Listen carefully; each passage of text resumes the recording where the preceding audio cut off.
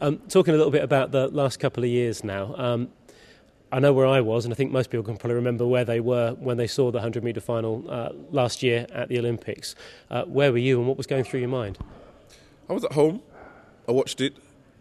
I've been accustomed to facing my demons. So it was difficult to begin with, but I actually did enjoy sitting home and watching it for once. I've always had the pressure of actually being there and coping with it. And to actually sit there and analyse it and watch the athletes compete, and I must say I actually did enjoy it.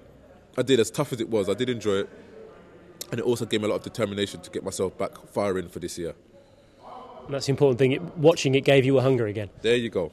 That's what's important in life. You don't want to sit there crying over spilt milk, because it just doesn't benefit you or anybody else. You made the mistake, you get over it, you move on and get on with your life and enjoy what you do, and that's what I do. So from the Olympics last year, the bar has obviously been raised, or the time been lowered, whichever way you look at it. Yeah. You're talking about the fact that you're isolating maybe your start and your first phase of your 100 metres as the thing that you can improve upon. How fast do you think you can go, and can you become the fastest man in Britain or the world? Well, based on current form, I'm the second fastest man in the world over the 60 metres. I aim to go a lot quicker.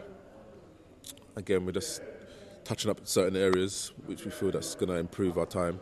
But most importantly, we've got the Turin European Indoors, and I think that will help set up my progression for the outdoor. And more importantly, it's all well and good running fast times, but you can run 9.69 in the semi-final but not feature in the final.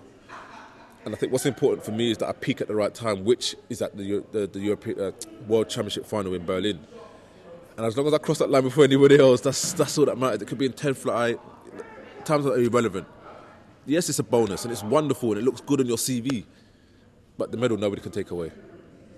And that's the important thing, and that's the thing to tell, I suppose, people who are struggling maybe with their training as well, or struggling with their competition, that it's peaking that really counts. It's peaking, and you've got to know what your goals are. A goal plan. I never used to do it before. I'd find it tedious. It was too business-like. I sit down, I plan, and I just stick to my goals. There are many distractions, many roundabouts that come along your way. You'll see something that looks better, you'll take that journey, but you'll always find it's a bad route to take. So I just keep going up the M1, keep going until I get to my destination. And my destination is Berlin. And hopefully, I'll get the reward at the end of the rainbow.